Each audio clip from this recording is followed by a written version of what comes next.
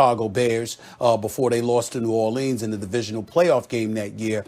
We know what Nick Foles is capable of doing. But I make the contention that with the exception of that 1 year, Max, when he was playing under Chip Kelly, anytime Nick Foles has been your guy from start to finish, he hasn't been that effective. He's been best at his best is when he comes in late as the season has waned to sort of save the day to some degree.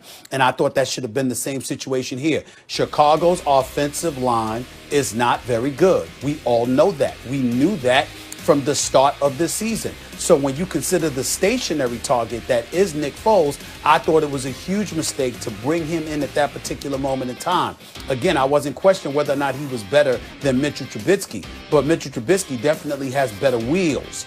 And because he has better wheels and he has the ability to move and scramble and create and move the chains in that regard, my attitude is you keep Mitchell Trubisky in for as long as you could possibly get away with it, particularly with you winning games. And then when you need Nick Foles to come in as the season wanes to save the day, he's capable of doing that. But the more you exposed him, an injury was inevitable. I said that over a month ago. And sure enough, last night it happened. So all we could do is sit here, hope and pray that he's okay and that the injury is not that significant to either his hip or his leg and that ultimately he'll be back. But it didn't look good last night. And I wish I could say I was surprised, but I wasn't. I have to give you credit. You absolutely said exactly what you just said. You said, and at the time I agreed with you, ideally, but once you make the move, you got to stay with Foles. Here's the problem. The offensive line is awful. It was not good to begin the season, and then they lost 4 starters, and then they lost backups. So they can't even start the backup to a starter who's not that good. The offensive line is among the worst you'll see. They cannot protect the passer. They cannot block for the running backs. So you can't get anything done. And Nick Foles is not the kind of guy who's going to overcome that. Nick Foles is the kind of guy, if you put him behind a good line and he has some weapons in a defense, he needs stuff. But he will not only not stop you from winning in that circumstance, he'll actually help you win. He'll actually make clutch plays. He'll be big on third down when you need him most. He'll be excellent in the playoffs. That's not this Bears team. And I can't say that it's even the coach. I can't even blame this on Nagy. I have to blame this on Ryan Pace and the Bears organization, the GM and the whole organization. Guys, do you understand? Okay. The reason Nick Foles, who could be had in the middle of a season, had for a little trade package, and you can bring him in as a backup, the reason he's even there is because they whiffed so bad on Trubisky. Think about this, Stephen A. The Bears won in 1985. Also, not like the greatest quarterback ever. It was really the defense, right? But they win in 1985, maybe the greatest football team ever. It's certainly on a short list, right? The 85 Bears. It's like the 27 Yankees. We remember these kind of labeled teams because this is the standard. Since then, who's been their quarterback? And again, not an MVP caliber guy back then. Who's been their best quarterback since 1985? Maybe Jay Cutler? Maybe Cutler's their best? Is it Kyle Orton? Is it Rex Grossman? Think about this. Chicago, a town that is so crazy about football, Stephen A. Do you remember that old SNL skit, The Bears, and all that stuff? That was happening in the middle of the Bulls dynasty. The Chicago had Michael Jordan, the greatest and most famous athlete on the history of the planet Earth. They were winning championships every single year. And if you turned on SNL, you heard the Bears.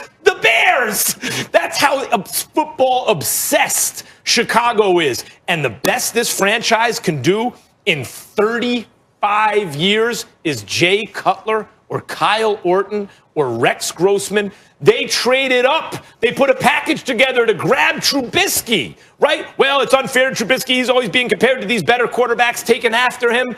It's not just him. It's every draft since 1985. They haven't had a quarterback in this town in 35 years. This ain't Foles, and it ain't Coach either. This is what they're working with.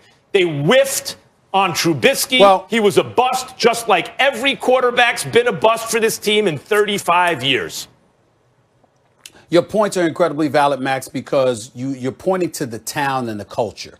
And the fact of the matter is that Mitchell Trubisky went to a Chicago Bulls game and got unceremoniously booed, because they recognized even before he had ever played a game that he was no Deshaun Watson, that he was no Patrick Mahomes, and that was not the guy that they wanted him. So from a psychological perspective, from what I've been told, that's always had an effect on him, and he was hell-bent on proving it, and so he thought and overthought, and as a result, it's compromised his productivity. We get that. But here's the flip side. He was 3-0 this year.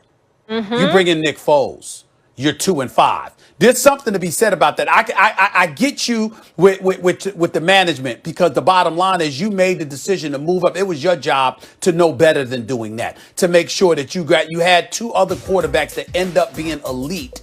Okay, one obviously more than the other in Holmes compared to Deshaun Watson, but nevertheless, they were there and they obviously had incredible upside. Plus, when you consider the fact that Deshaun Watson had won a national championship and been in back-to-back national championship games, in 2 games against Alabama, the man threw for over 800 yards, and you pass him up to bring some quarterback that had never been on that stage. That was a mistake on the part of Pace, no doubt about it. But Nagy had Trubisky. He knows what he has with an offensive line. Why are you putting a stationary target behind that offensive line that early in the season when you undefeated at 3-0? Why would you do that? And that's where I think Nagy obviously deserves significant blame. I mean, listen, not only was that pre some of the injuries to an already bad offensive line, and you could argue, well, you'd rather have a more mobile guy. By the way, Trubisky is very fast. You could see he was fast from the beginning. That's the one thing. He's not accurate down the field. Foles normally is if he gets protection, but at least he's fast. But they were facing softer defenses, and they were healthier up front when Trubisky was winning those games. Foles has also he's not played well, but he's had some bad luck. All right, yeah, and he had